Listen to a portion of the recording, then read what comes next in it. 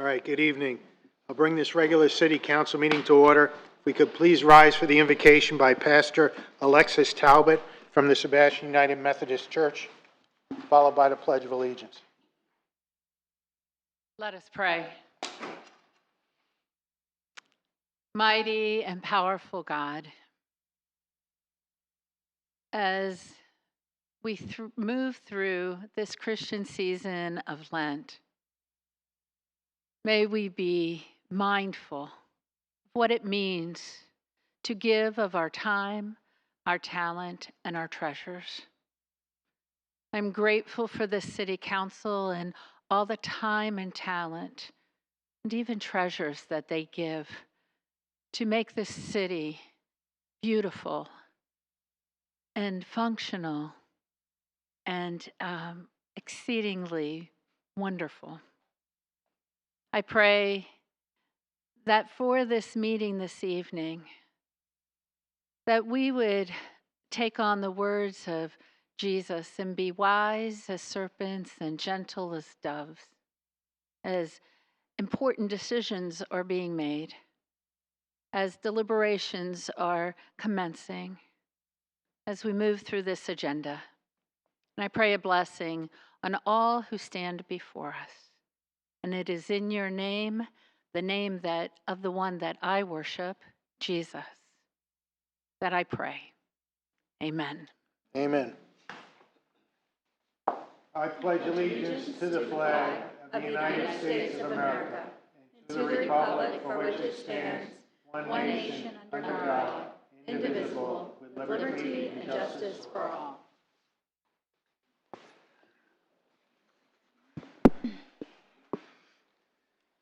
Roll call, Ms. Williams. Mayor McPartland. Here. Vice Mayor Jones. Here. Councilmember Dixon. Here. Councilmember Dodd. Here. And Councilmember Nunn. Is Councilmember Nunn on Zoom? Councilmember Nunn is on Zoom. Okay. Can you hear us?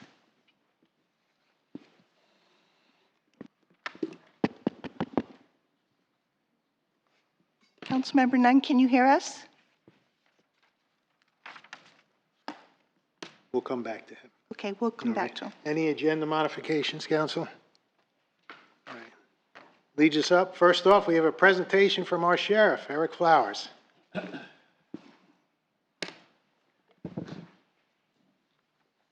evening. Is this where I'm supposed to stand? Is this my spot? That's All it. right, good deal. Thank you, guys. I don't know if you guys know, but recently I went before Vero City Council and spoke to them about some partnerships and working on some projects. And so I just didn't want anybody to think I'm leaving the city of Sebastian out when I'm having those conversations. All of you have been wonderful, including Brian. You guys have all come to my office and met with me, and I thank you for spending time to come down and see our real-time crime center, see all the things that we're working on. And I just want to publicly say thank you all for coming and being interested in the projects that we're working on. I know that you guys had a records management software for your police department. Didn't really work out.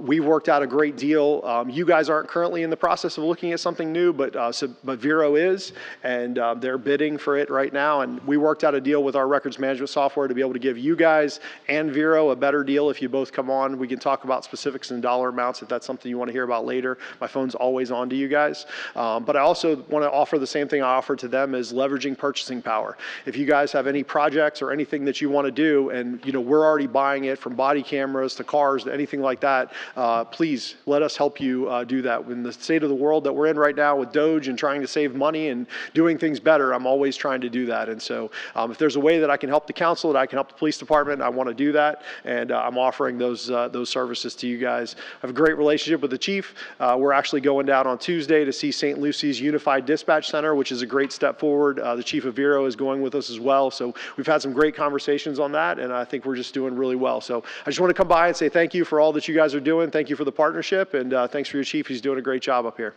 All right. Thank Awesome. you, Sheriff. Thanks, guys. Thanks. All right. Leads us down to proclamations. Here we go.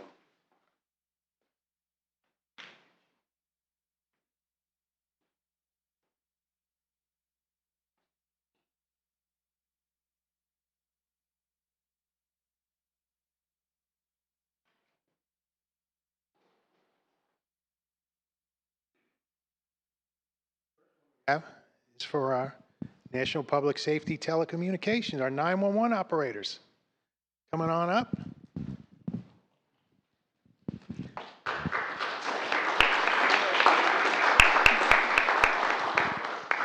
These are the guys who handle the emergencies. You may not see the faces, but they got calm voices on the other end where they're dealing with a lot of sometimes frantic people who are involved with a lot of traumatic events going on. But they answer the phone every time. Thank you. This is a proclamation for National Public Safety Telecommunicators Week, April 13th through the 19th, whereas emergencies can occur at any time that require police, fire, or emergency medical services. And when an emergency occurs, the quick response of police officers, firefighters, and paramedics is critical to the protection of life and preservation of property. And whereas the safety of our police officers and firefighters is dependent upon the accuracy of information communicated from citizens who telephone the Sebastian 911 Communications Center, and whereas the public safety dispatchers of the Sebastian Police Department have contributed to the apprehension of criminals, suppression of fires, and treatment of patients. Each dispatcher has exhibited compassion, understanding, and professionalism during the performance of their job. Now, therefore, I, Bob McParland, by virtue of the authority vested in me as mayor of the city of Sebastian, do hereby proclaim the week of April 13th through the 19th to be National Public Safety Telecommunicators Week in Sebastian in honor of the men and women whose diligence and professionalism keep our city and citizens safe.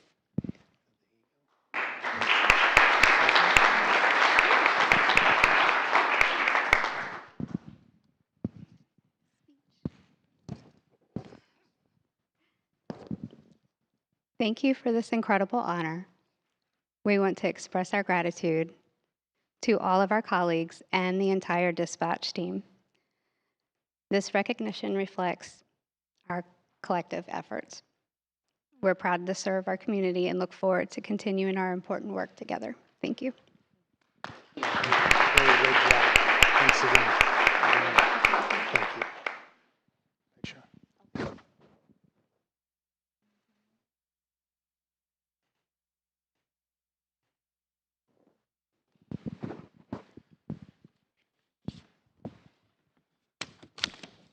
James Cannon, front and center.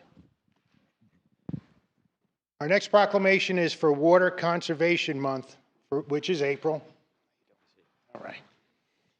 Whereas water is a basic and essential need of every living creature, and whereas the state of Florida, the water management districts, and the city of Sebastian are working together to increase awareness about the importance of water conservation, and whereas the city of Sebastian and the state of Florida have designated April, typically a dry month when water demands are most acute, as Florida's Water Conservation Month to educate citizens about how they can help save Florida's precious water resources.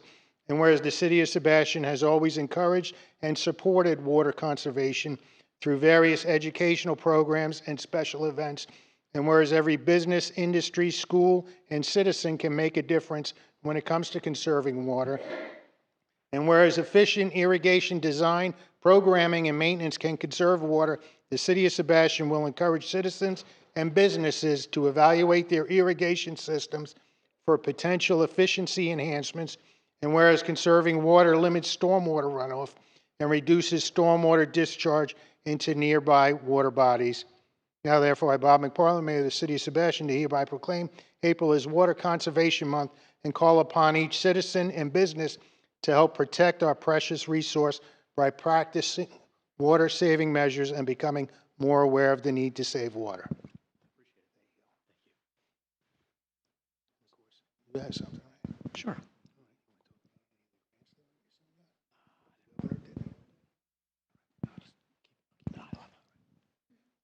Good?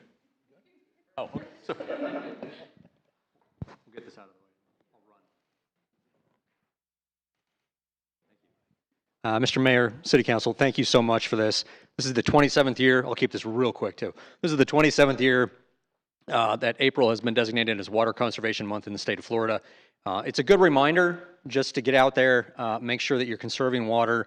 It doesn't have to be sort of a punitive thing, but keep in mind that saving water is not only a good thing for all of us because it's a necessary resource, it's also a money-saving issue at home. And this year there's a special emphasis on irrigation systems. So when you got a couple of minutes, I mean, summer's coming up, it's right around the corner, it's gonna be hot, you're gonna be using a lot more water. When you have a couple of minutes, go out there, make sure your irrigation systems are functioning the way they should be and that you don't have any leaks. If you want more information on water conservation or anything else the district does, please feel free to head to our website, which is sjrwmd.com, or reach out to us directly. I know the city has our contact information. That's it. Thank you. Appreciate it, sir. Thank you. And watch those runny toilets, too. All right, next we have a presentation on the fiscal year 2024 annual audit by the firm Carr, Riggs, and Ingram. Mr. Mayor, can we just confirm that Councilmember Nunn is on? Can you confirm, Councilmember Nunn? Yeah, can you hear me now? Mr. Nunn, are you here? Can you hear me now or still not? Testing 1, 2. I know he's there, but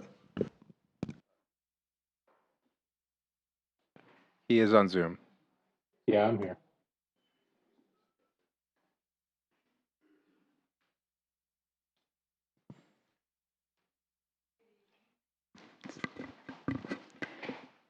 My name is Christine Alran. I am the partner that oversaw your financial statement audit.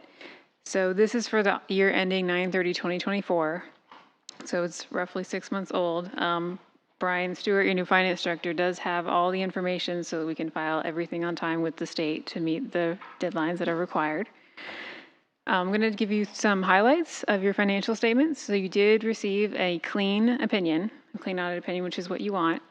Your general fund had an increase in its revenues of $1.2 million. Most of that came from your property taxes. You had an increase in your expenditures of roughly $780,000. Most of that was wages and insurance increase costs. So you end up with $808,000 that came into your fund balance. So if you're used to company statements, that's basically your net income for the year. So if you look at your unassigned fund balance, you have roughly 8 months worth of expenses. You want to have minimum that the government finance officer recommends is 3 months. I would say Florida, you probably want closer to 6 because when a hurricane comes, it's going to take FEMA multiple years before they reimburse you. So 8 months is a good, healthy number to have in your unassigned fund balance. Your CRA fund was very consistent with last year, so it had a net change of $245,000 compared to last year. You do get a separate audit and examination over that to meet the state statutes. Your ARPA fund, so you used $1.6 million this past year of the grant that you received. So it left $1.1 million as of 9/30 for you left to spend. So everything had to be obligated by the end of December, this past December, and you have until December of 26 to spend it. And then your transportation fund, last year that was a non-major fund, and then this year it's a major fund. So there's a little bit of funky language if you're looking in the combining schedules because of a new accounting standard that came into play this year. So now the non-major fund shows it and says formally non-major because we have to put it in there, but we opine on it now this year as a major fund. So that's where some of those funky little titles of like, yeah, it's not the artist formerly known as Prince, formerly non-major, major funds now. For your enterprise funds, your airport fund does have a nice big increase in the fund balance of $3 million, but that's not cash for you to spend. It was primarily grants from FDOT and FAA, so those are already spent on fixed assets. So the amount that's available pretty much stayed the same. For the findings, last year you had 9 findings and they cleared 7 of them, which is really good because we're not coming in until after year end anyway. So it's really hard to clear all of them in 1 year. So 7 out of 9 being cleared was excellent. We did do a single audit this year, which we didn't do last year. So there's 3 findings related to those. None of them are compliance-based where you didn't, it's not you spent the money wrong or did something wrong. But for all the grants, we have to have a control in place to make sure that you're complying. So not all the reports were reviewed. And then there was one for suspension and debarment. It just wasn't checked. The vendor was fine. There was no compliance issues, but the check just wasn't documented. So those 3, it's not that you did anything wrong with the grant funds, but you're required to have the controls in place. there was one year-end finding with your financials that was new this year. It was just a cutoff issue. So if you don't receive cash that you have as receivable within 60 days of year end, you have to call it a deferred inflow. I know, which makes 0 sense, but basically you have a receivable and a deferred inflow, which is similar to a liability, because you can't count the revenue if it's not readily available. So that was really just a year-end entry to make. It's not a systemic problem throughout the financials. And then there was two kind of like improvement things. So with like just checking compliance type things. So there was one bid that just didn't have a bond, the proper type of bond with it for construction. You did have the other two types of bonds that you need. The constructor performed, there wasn't any need for that, so you were fine. That was mostly staffing. So this is in between you having procurement director that was getting bid out. And then your building department, Florida statute, you're only supposed to have so much in your fund balance when you're over that threshold. So it's either budget a lot to try to increase that average up higher, or reduce your building permit fees to try to bring it down a little bit. But that one, again, is very hard to clear in 1 year because of using an average of many years in the past. So if you kind of look in summary, 6 of the 7 that you have for this year are really due to staffing and didn't really have a finance director for the whole year. There was holes in the procurement director for a while. So I know you now finally have people in place. I know the accounting manager is very happy to not be doing multiple jobs anymore. So I'm very confident your staff can work on clearing most of these. I think they've already started doing all the report reviews and checking the suspension debarment for the grants already throughout the year. Does anyone have any questions or concerns about anything? So the main thing is we got a clean audit. We had a couple of minor things that work on. Not going to happen ever again. Right, Brian? Right. Thank you. Thank you. Mr. Vice Mayor, you wanted to go through the brief announcements? Yes, absolutely. Friday, April the 11th, we have the Chamber of Commerce concert in the park from 5:30 to 8 p.m. That will be Day Tripper. On Friday, April the 18th, the Easter egg hunt at the Twin Piers. And the bunny photos will take place at 5:30 p.m. The egg hunt at 6:45 p.m. And the Sebastian Police Department movie night out at 7:15 at the park. And that will be Zootopia. All right. Thank you, sir. All right, that leads us up to public input. Now is the time for anyone who wants to speak about anything not on the agenda. Yes, sir.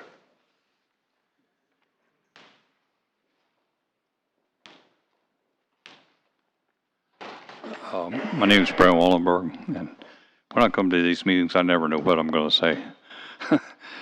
But I've been working on the lagoon up north of here, and 2 days ago I was wading the grass flats and redfish this long going around both sides of me, and there was no grass flats there prior. And I intend to do the same here. It looked a lot like it did here. And I put 200 blue crabs around 8 different fish cleaning tables, and they run all the catfish off.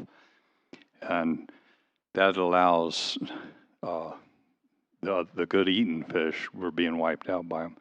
And the catfish, day or night, can no longer sneak around and just suck in all your game fish menace.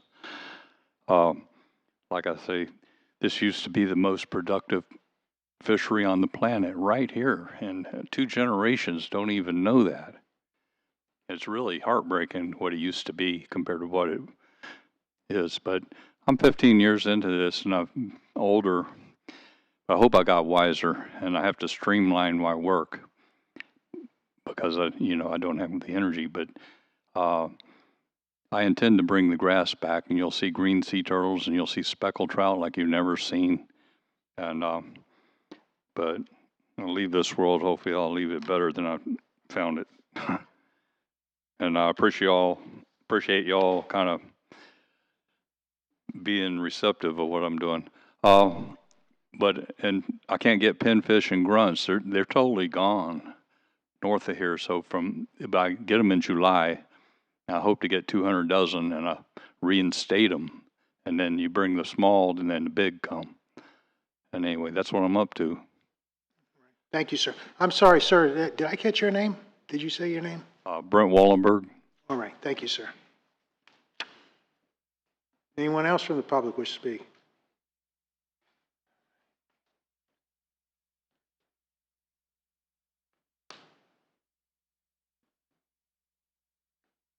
Mr. Mayor, City Good Council. evening. You probably remember me, Bob Bruner. I was here a couple months ago, and I was inquiring about the beginning and about how long it was going to take for the stone crop drainage project. And I'm happy to announce that it's well underway, and they're doing a great job out there. It was really needed, and worked commercial construction for years, and I built power plants, high schools, a lot of different commercial construction, and I've never seen a project quite like this before. How many of you have had the opportunity to go out and look at the stone crop project? Well, if you haven't, you need to. It's quite a project, and it's going to really help a lot because it was eroding a lot. And the stone crop drainage is one of the major drainage ditches on the west side of Sebastian, and it has to be done to prevent Sebastian from flooding. I am, though, curious on just exactly what the bottom line is. How much is this project costing? I will get you an answer shortly. I'll have Karen Miller. I have a rough number, but I want to give you an exact. So if you can, I'll have her come in and get the answer for me shortly, and I'll respond to you. Okay, thanks, Brian. I appreciate that. Thank you. All right. Thank you, sir. Anyone else from the public?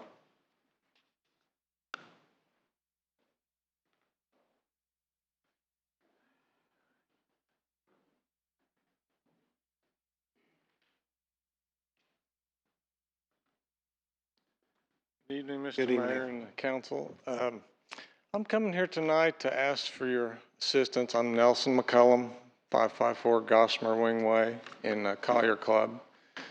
And I thought you guys might be able to help us out better than we've been getting any assistance. As far as with waste management, if you're familiar with the layout of the city, where Collier Club is by the golf course, we have a gate right there by the golf course parking lot. And it's a pretty common, well-known shortcut. If you go through that gate, it cuts right over to Roseland Road. You can cut several miles off your trip versus driving around. Waste management service is fine. They're scheduled to come in our neighborhood on Mondays and Thursdays, and that's it. And they do a fine job. We don't have any complaints with that.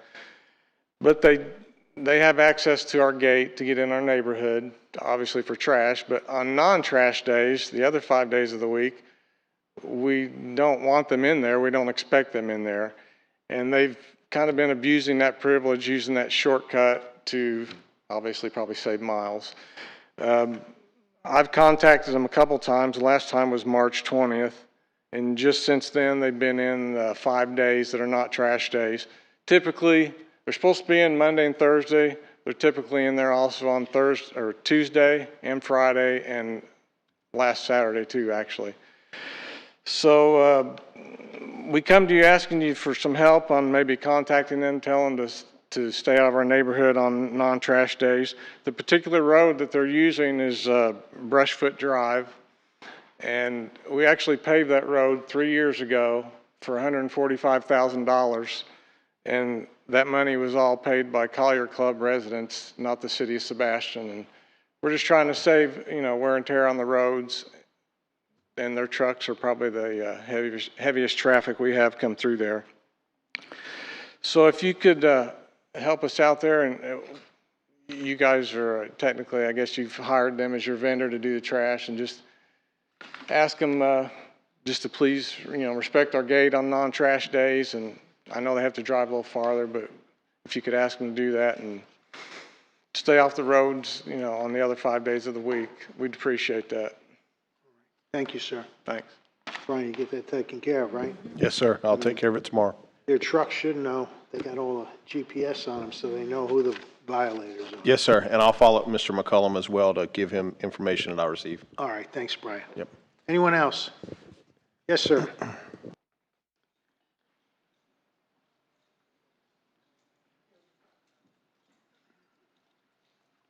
Good evening. I just wanted to say thank you guys for having that workshop tonight. I want to thank the community. If anybody didn't watch the workshop and you're watching the council meeting now, there was a great 1-hour workshop with a lot of great ideas that I hope that the council will reconsider the plans for this park and really consider the businesses that are there. And hopefully you bring it up for something else before you guys do any sort of movement at another council meeting. So just thank you guys all very much. We're really excited for a beautiful park. Love it the way it is. Can't wait to see it even better. Thank you, sir. Anyone else?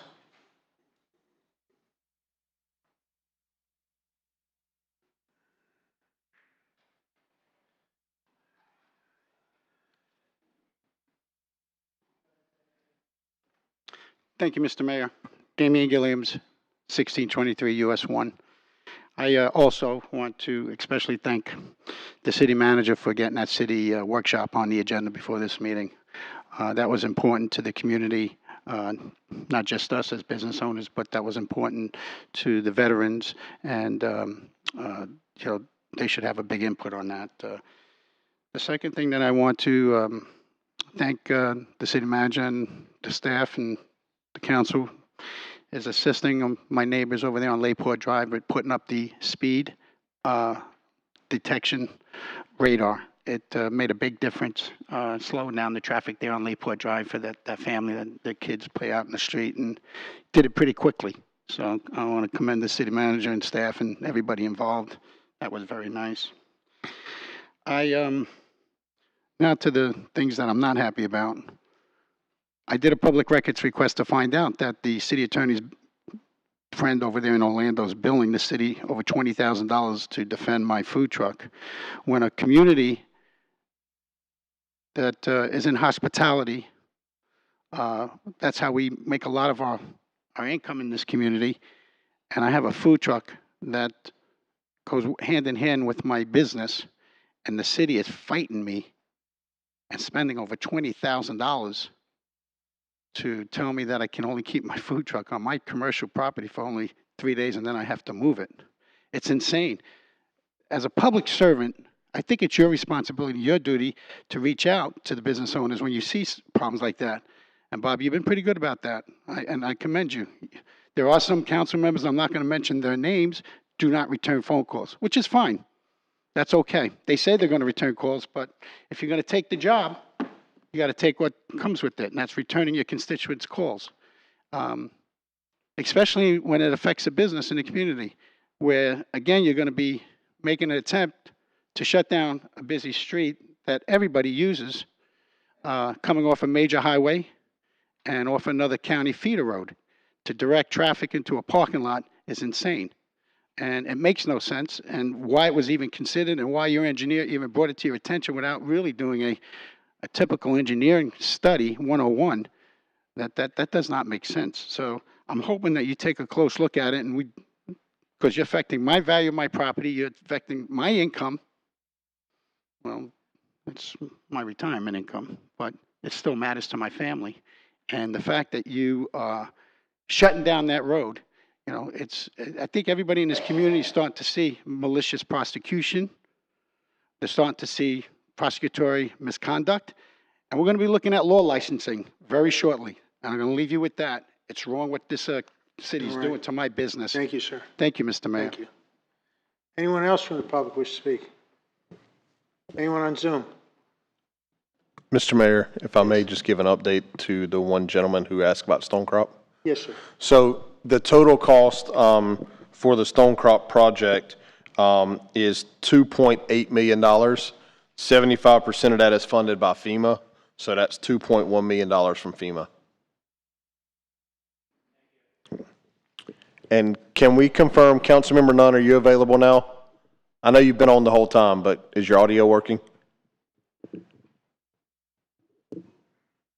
Did he give you a thumbs up back there? Can we see him on video?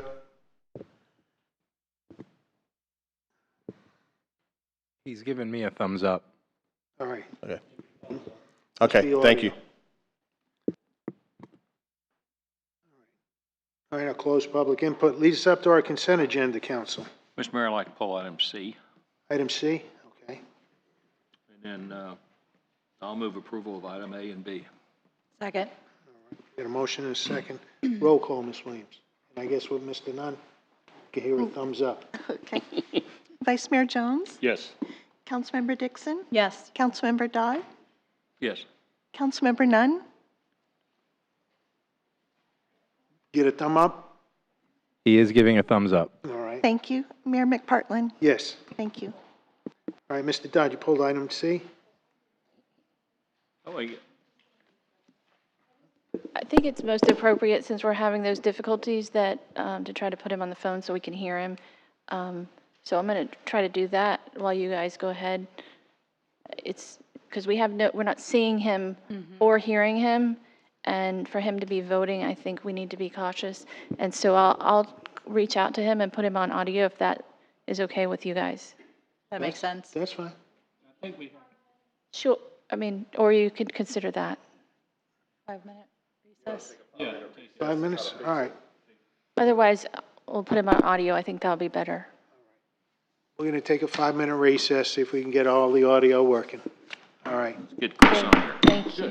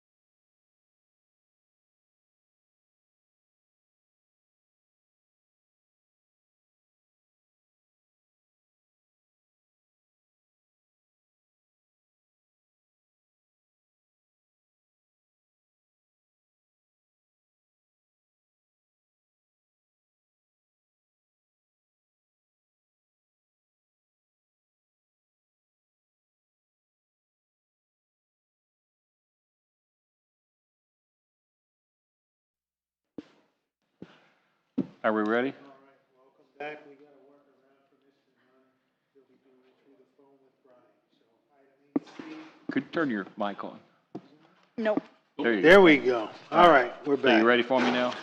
All right. Item 8C, Mr. Dodd, it's All yours. right, Mr. Mayor, the reason I asked to pull item C was not that I have any issue with it, because we've been through this many, many times. I'm actually very proud of the work that the consultant and the staff did on this strategic plan. I think Brian's staff has done an exemplary job on this. And I'd just like to recommend that anybody out there who might be interested in seeing what's going to be the thing driving their city in the future, including all the budgeting process, go out on the city's website and take a look at this. It's an extremely good document.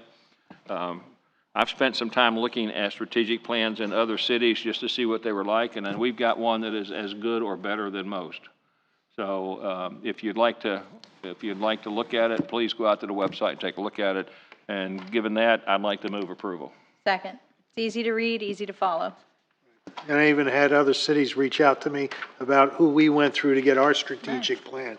So it is a very good plan. We're going to charge them a finder's fee, aren't we, when they get Right, contract? right. Okay. That works. We are. All right, so you got a motion and a second. Anyone from the public wish to speak on this item?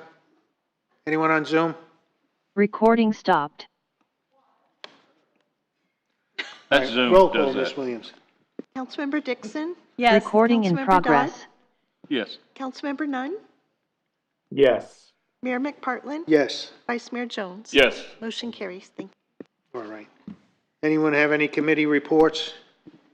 No? These up to item 10, public hearings. 10A, second reading and quasi-legislative public hearing on ordinance O-25-06.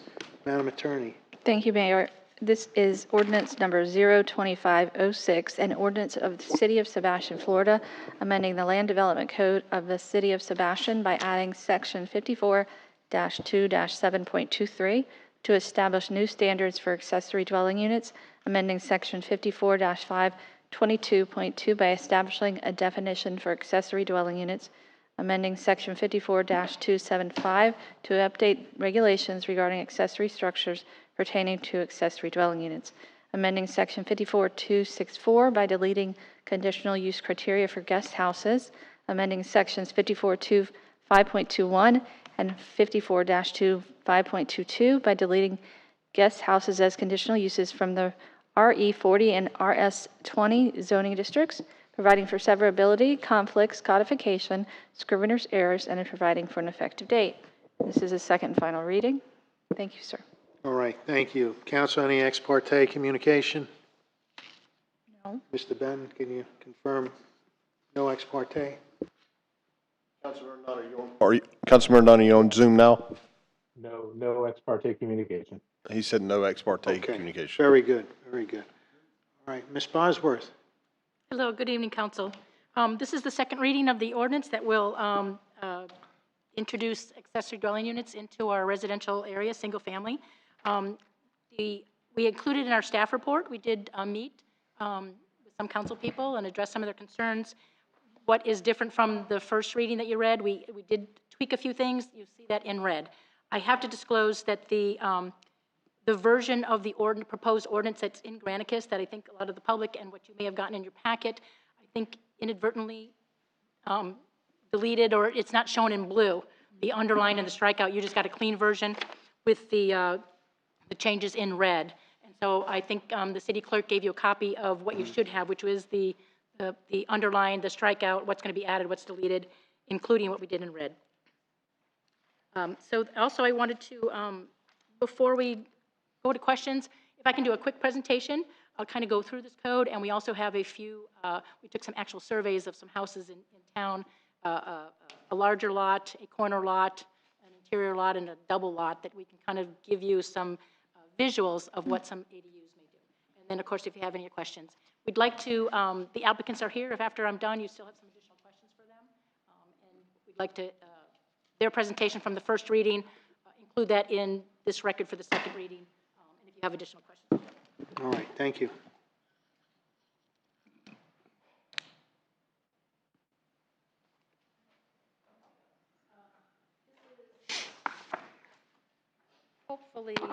Hopefully, which is going to be the best for me to, does this work? this working for volume? Okay. Thank you. This is just a summary of this ordinance 2506 for accessory dwelling units. What the ordinance is going to do is it's going to provide, it starts off, it provides a definition of accessory dwelling units. They are going to be considered a type of accessory structure. So therefore, they're not going to be counted towards density, only in single-family zoning districts. ADUs are proposed to not be permitted in multifamily districts, as these areas already allow for more than one unit. Now, some of the Sebastian Highlands are zoned RM8. They're 10,000 square foot lots. They allow for duplexes. The intent is not to have them also now be ADU, that they have 3 units on them. So that's why this is just for single-family zoning. What the ordinance also does, it discloses the ADU's intended purpose, which is to add a housing option, a type of housing option, hopefully provide some affordable living accommodations. It would also allow homeowners to rent out the extra space for additional income. It's going to add multi-generational living and aging in place options for families. And if you think about it, it's hopefully going to promote the conservation of vacant lots. So you can put an ADU on a single lot. You're not going to have that double lot, clear all that property for a 600 square foot ADU, and prevent sprawl by allowing the ADUs on a single lot. The proposed ordinance also indicates prohibitions. The ADU cannot be rented out as a vacation rental. I believe in the latest Senate bill that we saw today, they've included that back in there, that they also don't want it to be a vacation rental. The ADU cannot be used for a commercial business location, except for those that are allowed for a home-based business. So if mom wants to do some crafting or something and she's in the ADU, that would still be allowed. The conversion, you cannot convert your ADU into a condo, so we don't want 2 separate owners on one parcel. And also, if, say, your ADU was on a double lot on the vacant lot, and you want to convert that into a full home, that ADU has to come into compliance with size, minimum size. It has to meet setbacks. They would have to add a carport or garage. So it prevents that unless you meet the requirements for a single-family home. This is the meat of the ordinance where we're establishing the requirements. You can create an ADU by converting an existing living area in your home. If you have a split floor plan, other side of the house you want to rent out, or an attic or garage, most likely not an attic, but a garage. But the unit has to be a sleeping, cooking, and bathroom areas. We're going to consider that an ADU. You bring in a permit, and it's for a building modification or even a building addition, where if we see that it's going to have a sleeping, cooking, and bathroom area, maybe even a separate door, we would like that permit to reflect that it's an accessory dwelling unit. I think the state may be requiring some reports on how many ADUs are permitted in the communities if they pass that bill. So we're going to make sure that the permit is modified to state that it's an ADU. You can add a building addition with new floor area. You can permit a detached ADU or an ADU that's be attached to an existing detached structure. And of course, you can come in with a new single-family residence and an ADU all at the same time. The ADU regulations that, if these are enacted, will not supersede HOA regulations. So if you're in a deed-restricted subdivision, private subdivision, and you don't want to allow these ADUs, that's good. They will not infiltrate into the private subdivisions. The principal structure in the ADU must be on one tax parcel, which can be on a single lot, or we can do it through a unity of title. Only one ADU per tax parcel, so even if you've got a double lot, you don't get to put 2 on. You can have 1. We've discussed this before, having the same address. You can either give the ADU Unit A, or you can use Unit A or Unit B, 1 mailbox. The ADU parcel must meet the minimum lot size of the zoning district or be a legally platted lot. So some of the lots on Sebastian Highlands are not 10,000 square feet, but they're platted 9,700 square feet or whatever. They would still be allowed for an ADU as proposed. The ADU can be permitted only in conjunction after the principal residence has received its CO. So even if you were to build a single-family house and an ADU at the same time, you wouldn't be able to use the ADU to live in while the main house was being. You've got to have that CO on the main house first. The ADU can be charged an impact fee. We're looking at Indian River County's guidelines for those. They do have some exemptions for certain property owners. If you're under an income that you may be exempt from impact fee, but if you've got to pay one, don't meet those exemptions, you would pay an impact fee. And what we have also required, because it was in some different House bills and Senate bills, that when you come in for that permit for the ADU, you would also submit an affidavit that you are going to, if you're not using it for a family member, that you would rent that out at an affordable rate to a very low income, extremely low income or moderate income defined by Florida statute. We'll request that affidavit, but it's not anything that the city wants to get into the enforcement of that. It would be available as a public record if there was a tenant problem with the person that was leasing that, and they were saying, hey, I moved in, and 6 months later, they raised my rent exorbitantly. I thought I was supposed to get this affordable housing. It would be a civil matter, but we would have that affidavit on hand if they needed it for any type of civil matter. Quickly through the design standards, the ADU must be compatible with the character of the neighborhood. It must match the principal residence as closely as reasonable possible, and with the use of conventional windows and doors.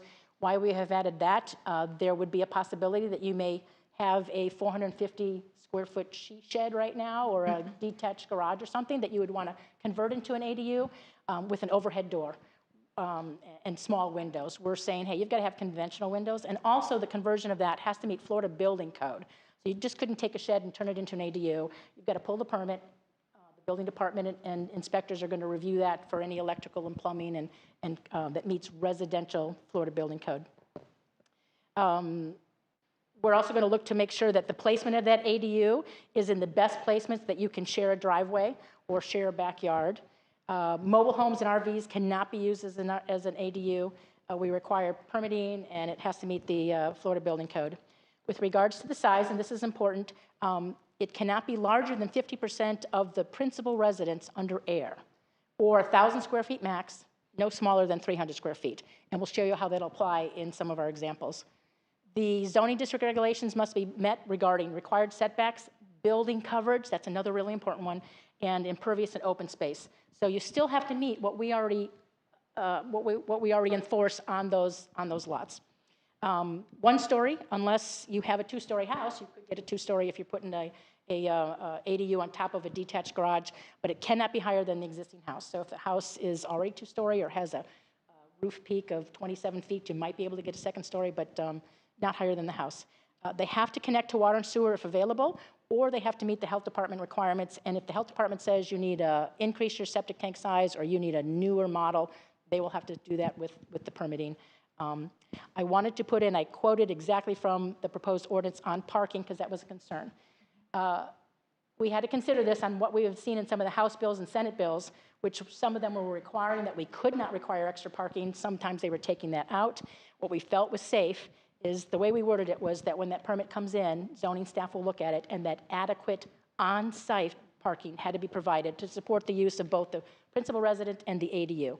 What that allowed us to is that if zoning staff feels that you need an extension to your driveway, another parking space, that maybe we could require that. We added the on-site so that if there are complaints from the neighbors because maybe there is a husband and wife living in an ADU that has 2 cars, they're parking in the swale, we can use this for code enforcement. It has to be on-site, not in the swale in the right-of-way area. What the ordinance also does is it, since we are considering these accessory structures, it adjusts that section of the code to accommodate the ADUs. We exempted them from the 5% requirement and the architectural requirements to have to match the house over 500 square feet because ADUs are going to have to match no matter what size they are. They have to match the house. And then we also removed guest houses as conditional uses in the LDC.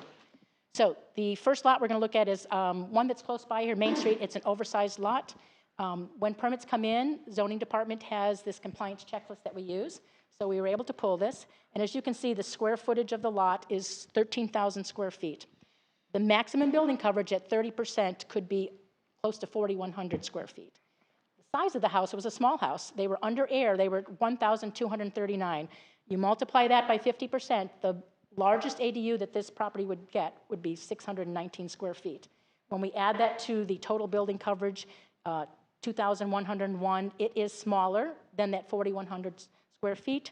An ADU on this lot could be added. We've got a couple of designs. So here's the property. We added a 600 square foot ADU onto this property, and we most likely would they could accommodate, this lot could accommodate a driveway extension and still have a lot of room in that backyard. Of course, this is an oversized lot. And here's just another plan for that, where a building addition. It didn't have to be a detached. They could even do a building addition, extend the driveway, and do a sidewalk back to a door on that building addition. This next lot here is a corner lot. It's just at about 10,000 square feet, and the 30% coverage is 3,136. The house itself is at 1828. Half of that comes to 914.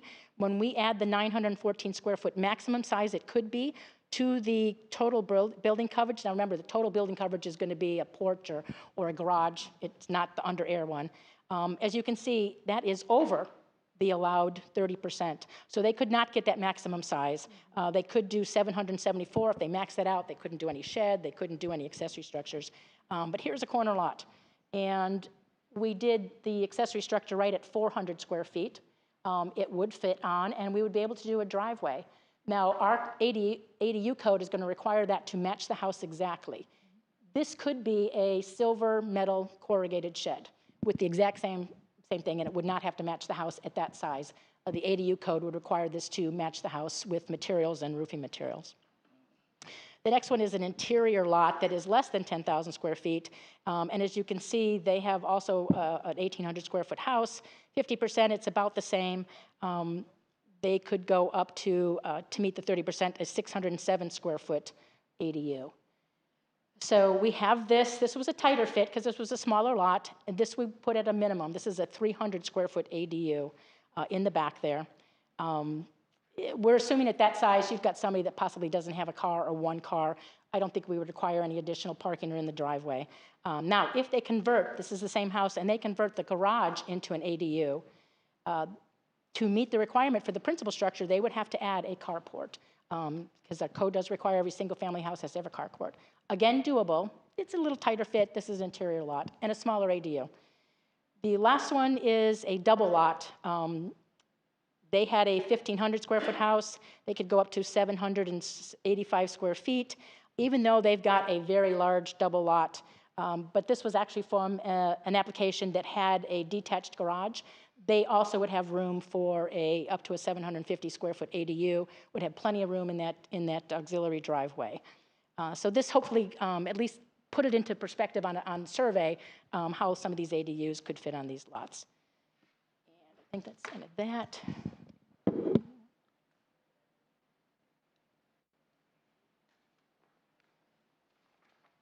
Again, in our staff report, we did, in red, adjust this a little bit from your first reading. If you have any other questions, that's staff's presentation, and we recommend approval of this ordinance. Council, any questions for Dory? No, that was a great presentation. Thank you. Let's see if Mr. Nunn has any questions. I think he's on Zoom. Councilmember Nunn, can you hear us? Yeah, I'm good. Thank you. All right, very good. All right, at this time, I'll open up the floor for anyone in favor of the request. Anyone on Zoom? No one has raised their hands at this time. All right. All right, now I'll open the floor for anyone opposing this request. Anyone on Zoom? Not at this time. Guess you don't have to clarify anything, Ms. Bosworth, right? Does the applicant want to say anything? No? Okay. All right, council. I'll make a motion to approve O-25-06. Second. Any further discussion? Yeah, Mr. Mayor. if I Yes, may. Mr. Dillon. I just want to thank the staff. I sent the staff some information, and they met with me, and they were very gracious in going over information with me. I also, after that meeting, I spent some time looking at some other cities and what they're doing, and further looking at the state statute. I'm still personally not convinced that this is in the best interest of the residents, because this is basically adding development that I think is not necessarily in the right place. However, it's kind of like the wave of the future. I mean, this is like McDonald's. You either eat a McDonald's hamburger or you're crazy, because they're everywhere. So these accessory dwelling units are going to be built everywhere, and we're not the only city doing this. So I've kind of come to the conclusion that not supporting this isn't gainful even though I'm not 100% sure I'm in agreement with what's being done here. So I intend to vote yes on the motion, primarily because I think that I think it's just something that's going to happen no matter what. All right, thank you, sir. Does Mr. Nunn have any input or? Oh, Mr. Nunn, I'm sorry. Here it is. Yeah, no, I totally support this. All Thank right. you. Very good. Got a motion and a second. Ms. Williams, roll call, please. Councilmember Dodd? Yes. Councilmember Nunn? Yes. Mayor McPartlin? Yes. Vice Mayor Jones? Yes. And Councilmember Dixon? Yes. Motion carries. Thank you. Very good. If no old business, leads us up to new business. 12A, City Council consideration of a time extension request for the conceptual PUD development plan for River Oaks Preserve subdivision. Mr. Benton? Thank you, Mr. Mayor. I'm going to turn this over to Ms. Bosworth to provide you all information. Thank you, Council. In October 2023, you approved the conceptual development plan for the River Oaks Preserve. This was the one that was south of Landfair and Lighthouse with the extension of Shakespeare that was considered. The process that's in our code book requires them to bring in an application for the next step of a PUD, the preliminary development plan, within 18 months. This, and they have been, while they're preparing the preliminary development plan, there's been a couple of items that have been longer taking than what they proposed, that they anticipated. They are working with Sebastian River Improvement District to relocate a canal, and also some lining up of the Shakespeare Street extension with some of the Liberty Park and FDOT design requirements for the 510 widening. And as such, our code does allow you to give them an extension if they request it, as long as they could demonstrate that they've been in good faith implementing, working towards that submittal. They have, what you have in your packet is, I think, 8 or 9 correspondences throughout the year that they have. They actually sent me 109 pages of correspondence and the work that they've done with these jurisdictions. So staff is agreeing that they have worked towards this. We would like to recommend approval, granting a 12-month extension. They have sent a representative here if you have any questions regarding their work towards this. Staff recommends approval. Council, any questions for Ms. Bosworth? Yes, sir. Yeah, Mr. Mayor, just so there's no confusion for those people who live on Shakespeare, none of this changes the agreements that were made to not connect Shakespeare all the way through and to put the gates and so forth there. So correct. I think this is a reasonable extension request. So I move approval. I would second that, based on all the information I see in our backup, the email communications. So I think it's just prudent that we do it. Yeah, and I know we brought up, one of my concerns was all the turnouts with all these new neighborhoods and stuff coming on. So the fact that they're trying to get all that situated and squared up is good with me. We must have answered all the questions last time. Yeah. Okay, that's good. Mr. Nunn, you have anything to add? Nope. No, sir. Thank you. All right, we got a motion and a second. Anyone from the public wish to speak on this item? Anyone on Zoom? No one has raised their hand at this All time. right, roll call, Ms. Williams. Councilmember Nunn? Yes. Mayor McPartlin? Yes. Vice Mayor Jones? Yes. Councilmember Dixon? Yes. And Councilmember Dodd? Yes. Motion carries. Thank you. Okay, thank you. Leads us up to item 12B, selection of True North Emergency Management LLC for RFP 2510 Disaster Debris Monitoring Services. Ms. Graham, I guess this is you. This is one of those things we hope we don't have to use, right? Yeah, do I have it on? Yep, that's correct. We hope we do not have to use it. So we had a contract in place with Neil Schaefer, which turned into True North. That contract was done in 2014. So it was time for us to have a new agreement. So an RFP was issued for these services. We received 3 submittals. After the evaluation committee went through their negotiations, they wanted to move forward with the top-ranked firm, which was True North Emergency Management. We negotiated a contract with that vendor. That contract is included, and we would like to move forward with the vendor. You'll notice the funding source, it says FEMA reimbursement, because while we will pay out of pocket for it, we do submit for reimbursement, so that's why there's nothing listed for the expenditure required or amount budgeted. Thank you. Council, any questions for Ms. Graham? No. This is an action item. Go for it. I move approval. Obviously, we're getting to that time of the year pretty soon here, and these are things that must be in place prior to the storms coming and those types of things. So absolutely, let's move forward. I move approval. Second. All right, we have a motion and a second. Mr. Nunn, any comments on this item? Mr. Mayor, I just received notice from Councilmember Nunn that he has lost connectivity and will most likely will not reconnect for the remainder of the meeting. Okay, very good. Anyone from the public who wishes to speak on this matter?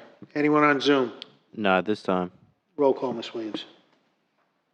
Mayor McPartlin? Yes. Vice Mayor Jones? Yes. Councilmember Dixon? Yes. And Councilmember Dodd? Yes. Motion carries. Thank you. All right, Madam Attorney, any matters today? No, sir, other than just you'll probably see that accessory dwelling unit ordinance come back before you before the end of the year based on the legislative that's going through right now, as you all are aware. So we'll continue monitoring that stuff. Thank you. Thank you. Mr. Benton. Thank you, Mr. Mayor. I have a couple things. I know that over the last few meetings, you all have requested that the mayor and I work together on some letters and do some different things. So I've made an effort to include all that communication in one of the, in the report that you all get on a monthly basis. But if you all have questions on, or any letters or any of that stuff, then just let me know. But I've tried to make sure I include all that in the monthly reports that you all receive. Second thing, I put on the dais a spreadsheet on the grants that we have applied for.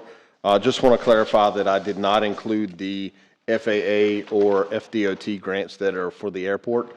That is not included on this spreadsheet. I'll get you all a revised one that includes those. But this one, I just wanted to highlight the grants that we have applied for over the last 12 to 18 months. We really started hitting it pretty hard sometime around January, February timeframe of 2024 with grant applications. So it's probably been around the 12 to 14 month range. And we're continuing. I know we just received notice of quite a few grant opportunities. Staff is evaluating every possible grant opportunity we have for numerous options. I know stormwater, roads, parks, continue to look at everything that we possibly can apply for from a grant perspective. And the spreadsheet outlines everything. It outlines on the far left-hand side the cost that we pay our grant writer, and it's shown in a per grant cost that you'll see on your spreadsheet. And just a reminder, that does include, if we are denied a grant, they will apply for a grant a second time for us, that same grant a second time. A lot of times we take the input from grants that were awarded, or if they had specific questions for us through the evaluation process, we can add that language in there when we submit the second time, but that is all included in the price that we pay.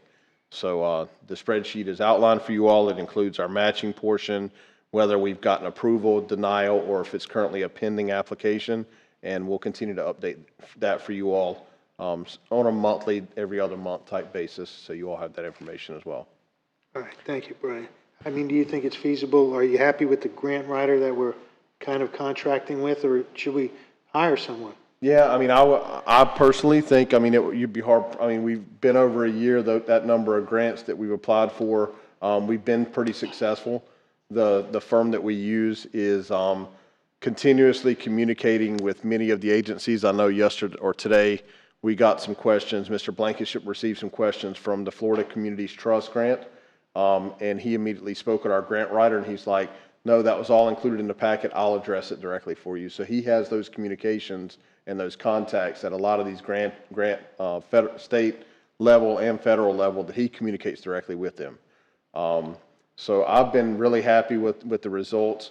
If you all want to see any of our application packets, I mean, they're very detailed. They share a lot of information about the city, and they include pictures and everything in the packets that they submit for these applications. So I'm happy with the progress and where we currently are with that. Okay, so it's not like one person. There's a lot of expertise in the firm. So, correct. Yeah, okay. he has a complete firm that does this really all around the state. So it's much better to keep it the way we get. Yes, I feel it is because they have that knowledge and they have multiple employees that have the expertise across these grants. Anything else, Mr. Bennett? I do. I have one other thing. I would like to request that we have a closed meeting prior to our next city council meeting at 5 o'clock. as you all are aware, we have started our negotiations with our labor unions, and I would just like to have a closed session with you all. I anticipate it being an hour, so that will lead us right up to the council meeting, but just for us to discuss kind of our stance on some things and get some feedback from council on where we currently are. So if you all have any issues with that date, we can look at other dates, but I just figured at 5 o'clock before the council meeting might work for everyone. Everybody good? Yes. Me. Mr. Nunn, or you'll get with Mr. Nunn? Yes, I'll get with Councilmember Nunn. All right. Okay, and that is all I have for tonight. Mr. Mayor, before you move on to the clerk, I was going to say this under my matters, but I think have Mr. Benton cover, since we were speaking about grants and everything, if Mr. Benton could speak about the septic to sewer grant that we received for the CRA.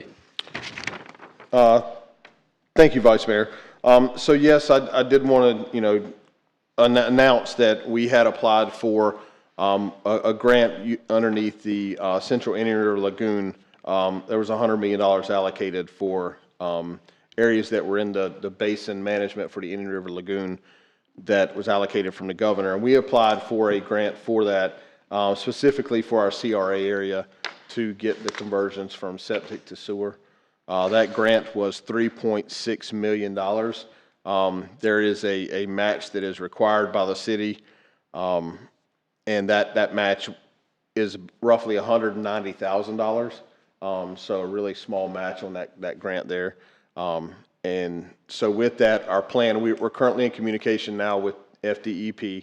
They have asked for a kind of a timeline and implementation plan on how we're going to move forward on this.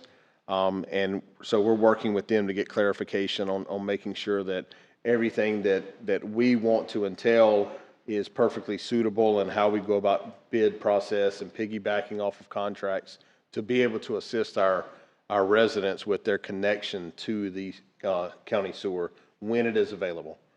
You all are fully aware we're working on an interlocal agreement with the county at this time. I fully expect that agreement from the city standpoint, we expect that agreement to come before you all for consideration April 23rd. So I have received the interlocal, we have reviewed it, we have commented numerous times, working with the county, received the exhibits today.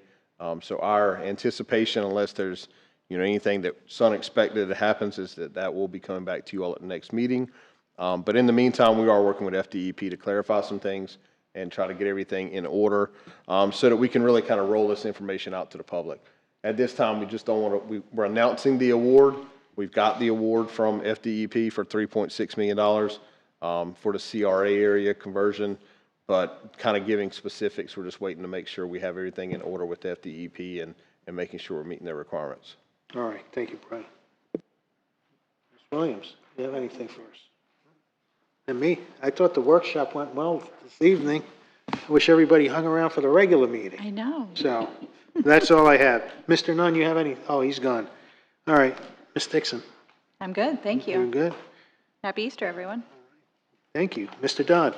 I just want to thank Brian and the mayor for finally getting through that interlocal agreement with the county so that we can move forward with the CRA septic to sewer project, and also with the staff for getting the grant that's going to allow us to actually do an implementation. That's an extremely important thing for the city and for the Indian River Lagoon for us to get rid of those drainage fields and those septic tanks that are right on the lagoon. So I think it's important. So that was all I have to say. Anything else, sir? No. Mr. Jones. No, I'm just so excited that we're moving forward with more protection of our precious Indian River Lagoon by hopefully getting more septic tanks off down in the CRA, and hopefully that can continue throughout the city in the future. So I'm looking forward to that. All right, being no further business, until April 23rd at 5 p.m. Good night.